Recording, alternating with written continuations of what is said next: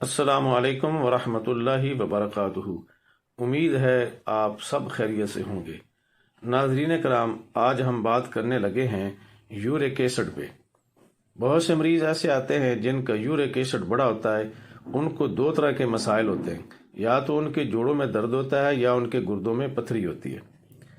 York acid بڑھنے سے یہی دو مسائل زیادہ پیدا ہوتے ہیں، یعنی مریض کے یا تو جوڑوں کے اندر یورک ایسڈ کے جو ہے وہ کرسٹلز وہ پیدا ہو جاتے ہیں، جمع ہو جاتے ہیں، یا پھر یہی کرسٹلز جو ہے وہ گردے کے اندر جمع ہو کر پتھری کا باعث بنتے ہیں اور شدید درد ہوتی ہے۔ علاج بالغذا میں اس کا کس طرح سے علاج کریں گے، یہ آج ہم آپ کو بتانے جا رہے ہیں کہ بغیر کسی دوا کے آپ صرف اپنی غذاؤں سے ہی یورک ایسڈ کا علاج جو ہے وہ آسانی کے ساتھ جو ہے وہ کر سکتے ہیں۔ اس کے لیے علاج کا طریقہ یہ ہوتا ہے کہ ایسی غذائیں جو یورک ایسڈ والی ہوتی ہیں وہ بند کر دیں، اور ایسی غذائیں جو یورک ایسڈ کم کرنے والی ہیں وہ استعمال کرنا شروع کر دیں۔ تو فطری اور قدرتی طریقے سے بغیر کسی دوا کے آپ کا یورک ایسڈ جو ہے وہ اعتدال پہ آ جاتا ہے۔ اب وہ کون سی غذائیں ہیں جو یورک ایسڈ پیدا کرنے والی ہیں؟ اس میں تمام قسم کے گوشت شامل ہیں، انڈے، سبز پتوں والی سبزیاں اور دالیں، بیج جو بھی ہیں، یعنی مٹر ہے، چنے کی دال ہے، مسور کی دال ہے وغیرہ، یہ سب یورک ایسڈ پیدا کرتی ہیں اور یورک ایسڈ آپ کا بڑھا دیتی ہیں۔ آپ نے ان غذاؤں سے بچنا ہے، یعنی گوشت، انڈے، دالیں، سبز پتوں والی سبزیاں، یہ آپ نے بالکل استعمال نہیں کرنی۔ اب آپ نے کون سی غذائیں کھانی ہیں، اس کی ایک ترتیب میں آپ کو بتا دیتا ہوں۔ سب سے پہلی اور اہم بات آپ لوگ جانتے ہیں، ہم بار بار کہتے ہیں کہ شدید بھوک کے بغیر نہیں کھانا۔ شدید بھوک پر کھائیں گے تو وہ ہضم ہو جاتا ہے، بغیر بھوک کے کھائیں گے تو وہ ہضم نہیں ہوتا، وہ جسم کے اندر رک جاتا ہے، اس کے اندر تفن پیدا ہوتا ہے اور خرابیاں پیدا ہوتی ہیں۔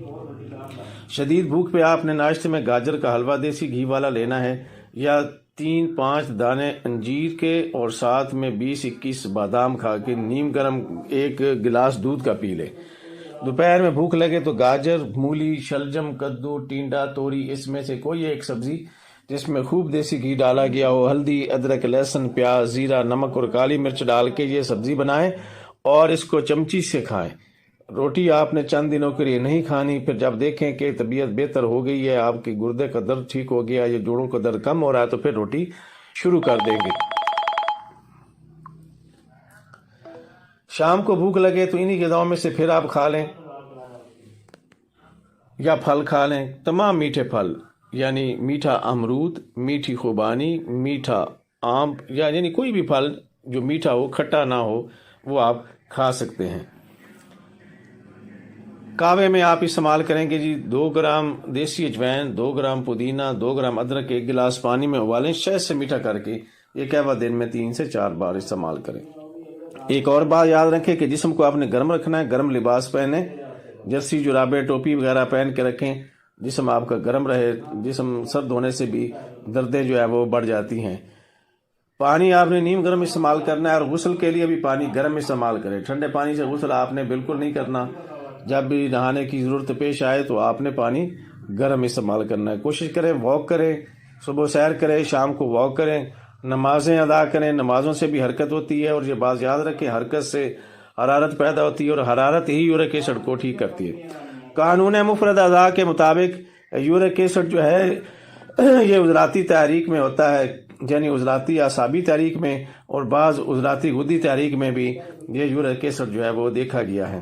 علاج کے لیے آپ نے غدی، عضلاتی اور غدی اعصابی اغذیہ ادویہ استعمال کرنی ہے۔ یہ باتیں میں حکمائے کرام کے لیے کر رہا ہوں۔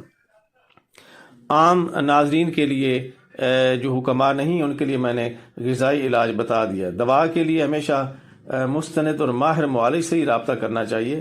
اور ایک بات اور یاد رکھیں کہ علاج کی اصل جگہ مطب ہے، دوا خانہ ہے۔ نبض چیک کروائیں، قارورہ لے کے آئیں، اور اپنی پرچی بنوائیں غذا کی، اور اگر کوئی دوا کی ضرورت ہو تو وہ دوا بھی لے لیں آپ۔ بصورت دیگر اگر آپ نہیں آ سکتے، گھر میں علاج کرنا چاہتے ہیں، تو آپ نے صرف اور صرف غذاؤں پہ فوکس کرنا ہے۔ جو غذائیں ہم نے بتائی ہیں وہ آپ نے استعمال کرنی ہے، اور انشاءاللہ آپ دیکھیں گے کہ آپ کا یورک ایسڈ بغیر کسی دوا کے جو ہدایات ہم نے بتائی ہیں اور جو غذا بتائی اسے ٹھیک ہو جاتا ہے۔ السلام علیکم ورحمۃ اللہ وبرکاتہ۔